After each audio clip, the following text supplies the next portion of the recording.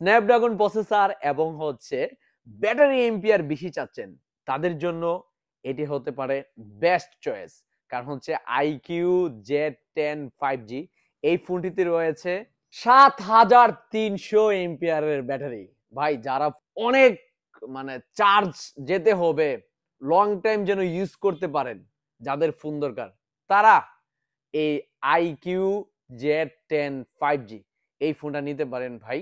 এটাতে 7300 এম্পিয়ারের ব্যাটারি দিছে এবং হচ্ছে 90 ওয়াটের ফাস্ট চার্জার কিন্তু এটাতে ব্যবহার করা হয়েছে। এই ফোনটি তিনটি ক্যাটাগরিতে মার্কেটে পেয়ে যাবেন: 8/128, 8/256, 12/256।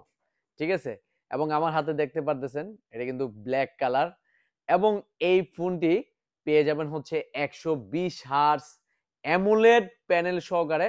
এই যে দেখেন কার্ভ, এবং সাথে তো ইন ডিসপ্লে ফিঙ্গারপ্রিন্ট তো পাচ্ছিনি, তার পাশাপাশি পেয়ে যাচ্ছেন হচ্ছে 50 মেগাপিক্সেলের ক্যামেরা, এবং সেলফি ক্যামেরা পেয়ে যাচ্ছেন হচ্ছে 8 মেগাপিক্সেলের। অ্যান্ড্রয়েড ভার্সন 15 এর সাথে পেয়ে যাচ্ছেন স্ন্যাপড্রাগন 7S Gen 3 এর NM চিপসেট পেয়ে যাচ্ছেন এই ফোনটিতে।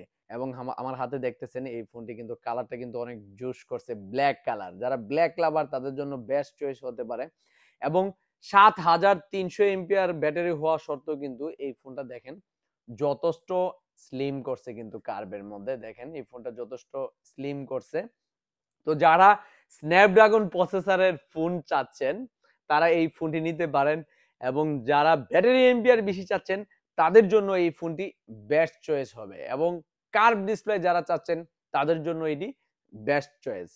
তো এই ফোনটি মার্কেটে পেয়ে যাবেন হচ্ছে, কারণ তিনটা ব্যারেন্টে যেহেতু 8/128 পেয়ে যাবেন হচ্ছে 30 থেকে 32,000 টাকার ভিতরে, 8/256 পেয়ে যাবেন হচ্ছে 34 থেকে 36,000 টাকার ভিতরে, এবং 12/256 আর একটু বেশি হবে, কারণ এই ফোনগুলির রেট ওঠানামা করে। এজন্য অ্যাকুরেট রেটটা আমি আপনাদের এখানে দিচ্ছি না, কারণ হচ্ছে এখন আজকে এক রেট দিব, কালকে আবার আরেক রেট অনেক সময় হয়ে যায় এই ফোনগুলি। তো যাদের প্রয়োজন এই ফোনটি নিতে পারেন, চাইলে আমাদের কাছ থেকেও নিতে পারেন।